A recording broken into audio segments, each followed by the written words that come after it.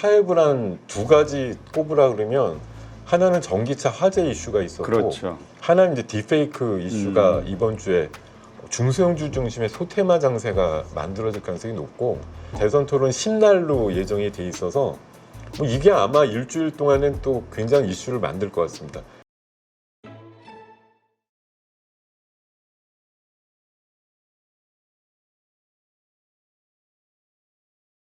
오늘 모신 분은 S1 투자연구소 김동엽 대표이십니다. 어서 오세요. 예, 안녕하십니까. 자, 오늘 증시, 미국 증시 상당히 네. 좋았습니다. 네. 엔비디아도 어쨌든 1%대 반등이 성공했고요.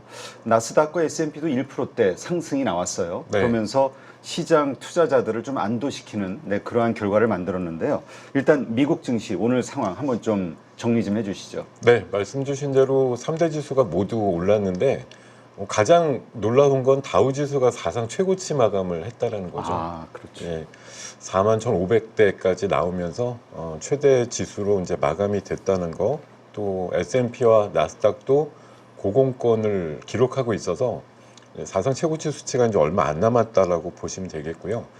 오늘 시장에서 뭐 동력이 됐던 거는 PC라고 하는 개인 소비 지출 관련된 지표가 예상치에 부합되거나 조금 미달되는 형태로 나와가지고 역시 이제 2%대 중반 정도까지 나오다 보니까 이게 이제 금리를 내리는데 어떤 문제가 없다라고 보는 것 같고요.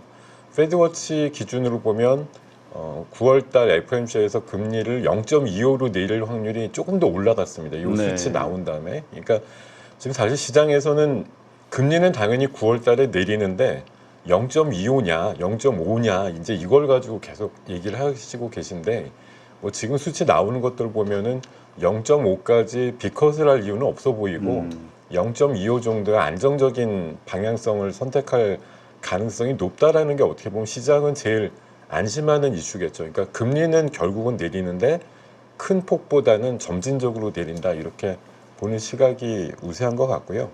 뭐 엔비디아도 말씀 주신 대로 한 이틀 정도 조정이 나왔는데 주간으로 보면 한 7%쯤 내린 거지만 오늘 금요일장 끝나면서는 그래도 1%대 반등이 나와서 더 이상 내리지는 않을 거라는 전망. 그리고 엔비디아에 대해서는 사실 시각차가 굉장히 극명하게 나오고 있는데요. 보통 한 140에서 150불 정도의 목표가를 제시하는 많은 기관들 입장에서는 지금 아니면 언제 사 뭐 이런 입장들이 많기도 하고요. 반면에 엔비디아가 이제 주간 단위로 어쨌든 큰 음봉을 나타나다 보니까 한번 쉬어가는 타이밍이다 이렇게 보는 시각이라서 다음 분기 정도 실적 때까지는 엔비디아가 주축이 되거나 아니면 넘버원의 종목으로 끌고 나가기에는 조금 힘에 부치는 상황 아니냐 그런 해석이 나오는 하루였던 것 같습니다. 네, 참 특징적으로 볼 수 있는 게 어쨌건 반도체주에 대한 그 불안감 네. 이게 조금 희석된 느낌이에요. 오늘 그렇죠. 전반적으로 다들 올라서. 네, 특히 인텔 같은 경우가 많이 올랐어요. 인텔이 왜 이렇게 올랐죠? 인텔이 구조조정해가지고 아. 사실은 제가 지난주에도 왜 인텔이 좀 까불다가 이거 실적도 안 나오고 상당히 좀 괴롭다. 사실 주가 요새 많이 빠졌거든요. 근데 심지어 지금 파운드리 사업부 일부를 매각한다는 얘기까지 나와서 아, 그래요? 당장은 사실은 이제 미래를 보면 암울한데 당장은 손해 보는 사업부니까 매각을 하거나 이제 인력 조정을 하면 뭐 당장은 회피할 수 있다 이런 시각에서 오늘 9% 상승이 나왔거든요. 그래서 사실은 뭐 당장 괴로우니까 처리해가지고 손실을 줄인다 이게 당장 시장에는 이뻐 보여 뭐 이렇게 판단이 된 것 같지만 장기적인 성장성의 동력은 잃어버릴 수도 있는 것이기 때문에 그렇죠. 이걸 뭐 꼭 좋다고 볼 수는 없어요. 근데 다만 최근에 낙폭이 워낙 심했기 때문에 어떤 식으로든 구조조정의 상황을 만든다라고 하는 걸 일단 시장에서는 긍정적으로 본 거죠. 그리고 또 한 가지 아마 어젠가가 그 워렌 버핏의 생일이었다 그러더라고요. 아, 그래요? 네, 무려 94세 생일을 정말 맞이하셨는데 대단하신 분이에요. 뭐 그분이 이제 대주주로 있는 그 버크셔 해서웨이라는 종목이 그 지금 A가 있고 B가 있거든요. A 종목이 지금 71만 불까지 올라와서 와, 그 한 주만 있어도 부자네. 한 주가 거의 10억입니다. 10억. 네, 네. 대단해요. 생일 맞아서 그렇게 올라왔다 그러고 전체 시가총액이 또 1조 달러가 돼서 역사상 BIT 기업치고 1조 달러 된 유일한 사례라고 얘기를 하더라고요.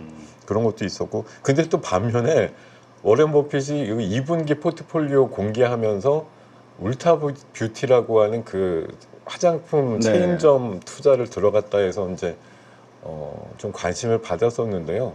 막상 그 기업이 지금 실적이 좀 부진하게 나와가지고 이번 주간 단위로 한 7% 정도 하락이 나왔거든요. 어제 하루만 4% 빠지고 이래서 투자가 잘 들어간 건가에 대해서 조금 의구심을 품는 그런 해석이 좀 나온 것 같습니다. 네. 설마 워렌 버핏 직접 찍진 않았겠죠? 거기 직원들이 찍었겠죠? 뭐 워렌 버핏 스타일은 아닌 것 같아요. 화장하실 나이는 아니니까요. 네.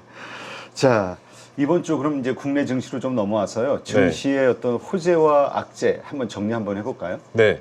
이번 주는 사실 뭐 해외발 뉴스라든가 이런 것들이 좀 우리 국내 시장에 파장을 준 부분이 있는데, 자료화면 보시면 이번 주 후반에 사실 시장의 중심은 엔비디아를 그냥 못 빠지게 바라보고 있었는데, 실적은 정말 뭐 예상치 이상으로 잘 나왔으니까 정말 잘했다, 장사 잘했다 이런 판단이었는데, 그날 바로 실적 나오고 나서 시간외에서 7% 빠지면서 우리 시장 그 목요일 날장에 대해서 이제 낙폭이 좀 커지는 그런 상황이었고, 뭐 삼성전자, 하이닉스 이런 반도체 그 대형주들이 같이 좀 휩쓸려서 내려갔을 뿐만 아니라 사실 엔비디아 실적이 잘 나올 거다라는 판단은 이미 하고 있었기 때문에 수요일장에서 우리 막판에 반도체 주식이 쫙 끌어올려 갔었거든요.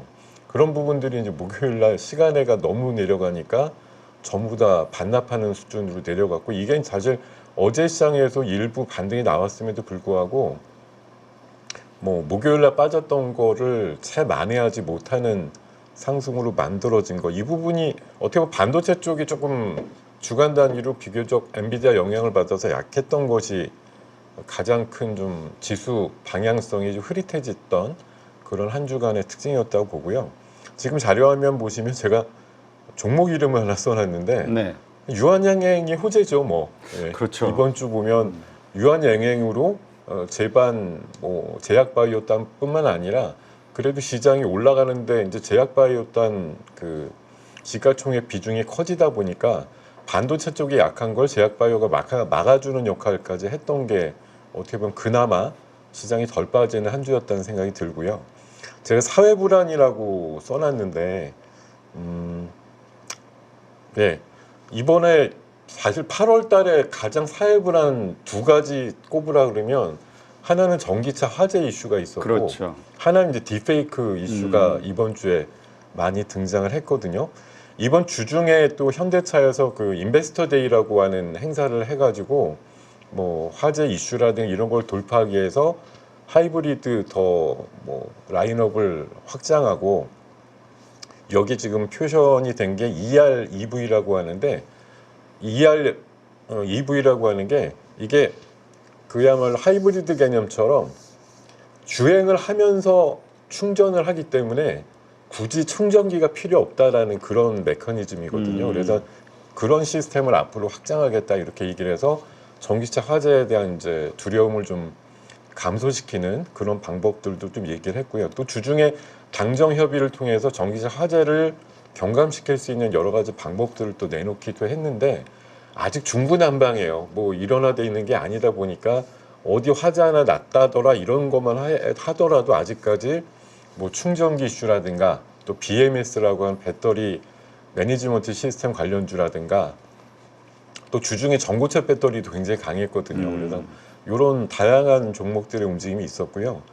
또 주 중에 이제 딥페이크라고 하는 이 합성 이미지가 사회적인 뭐 불안 사례라든가 음란물로 인해서 고통받는 뭐 미성년자라든가 특히 사회 취약계층 뭐 전 세계적으로도 이게 이슈가 됐었는데요.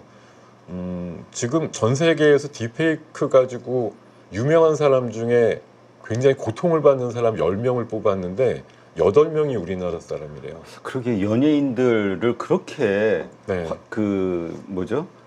그 사용을 한다고 네. 이미지를. 그러니까 참 이게 뭐 어떤 기술이라고 하는 건 대단하게 진보가 됐는데 이걸 이런 식으로 좀 악용을 하니까 참 문제가 됐던 것 같고, 이게 이제 사회적으로 아주 불같이 이슈를 만들어서 뭐 정치권분들도 이제 뭐 협의를 한다. 다음 주 되면 또 국회에서도 여야가 합심으로 뭐 여가부 대상으로 또 질의 이런 것들 이벤트를 만들어 놓고 있어서 딥페이크가 이제 국내 이슈가 아니고요. 이게 전 세계 이슈로 번지는 상황이 되다 보니까 의외로 파장이 되게 커버린 뉴스가 됐는데 뭐 아이러니하게도 증권시장에서는 이런 부분을 또 투자 아이디어로 삼잖아요. 그러게요. 막 갑자기 보안주들이 그냥 관련주들 한 2, 30개가 이번 주에 빵 뜨다 보니까 증시로 봐서는 좀 뭐 죄송한 얘기지만 호재 비슷하게 좀 불러일으키는 그런 현상들이 있었고요.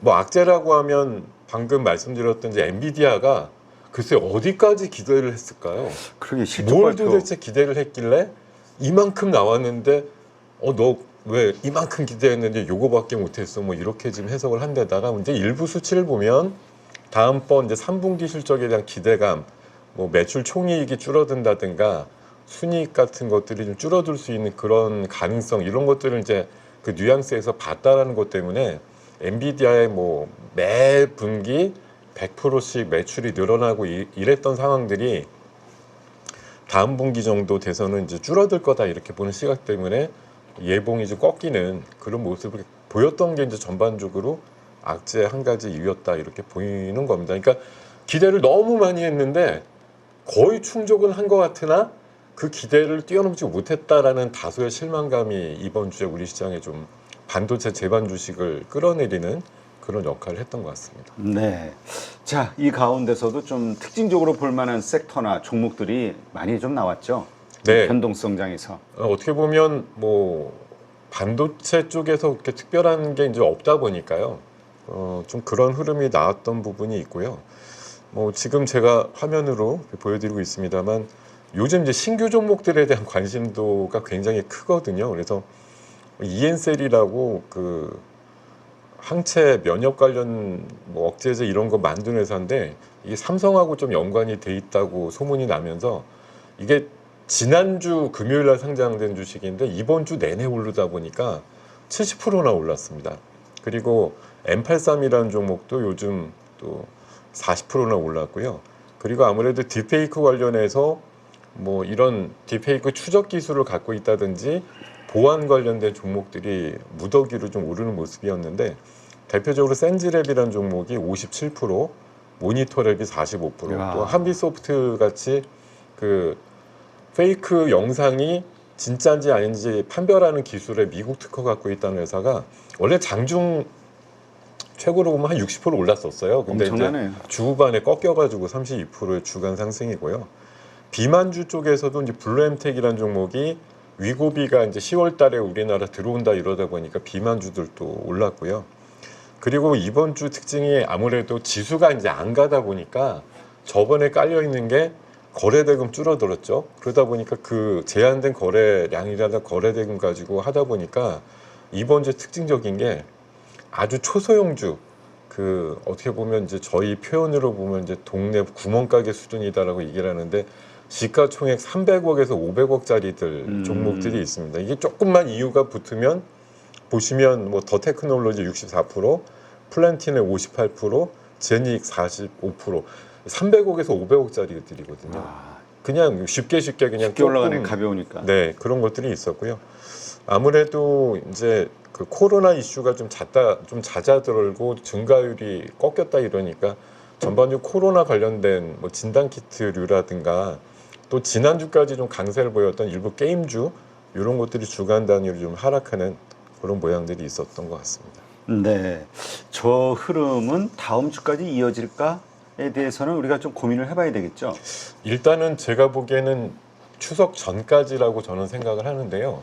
우리가 이제 크게 보면 우리 시장의 특징 중에 하나가 좀 2, 3일 정도, 3, 4일 정도 이렇게 쉬어가는 그런 좀 중기 휴가 기간 전후가 성격이 좀 많이 바뀌는데 그게 또 특별히 이번 9월 달에는 미국의 FOMC랑 거의 맞물려 있어가지고 미국이 실제 그 금리가 내리는 구간하고 우리 연휴 기간하고 조금 섞여 있는 구간이거든요. 그래서 그거 전까지는 아무래도 관망세 내지는 약간의 좀 거래에 있어서는 부진한 그런 상황들이 나올 것으로 보이기 때문에 오늘 제가 지금 특징주로 말씀드렸던 섹터, 그러니까 작은 테마를 가지고 굉장히 크게 해석을 하는 그런 분위기가 만들어지면서 중소형주 중심의 소테마 장세가 만들어질 가능성이 높고, 아무래도 엔비디아가 물론 오늘 장에서 좀 바닥을 확인하는 부분이 있었지만 더 치고 올라간다 이렇게 생각은 잘 안 들기 때문에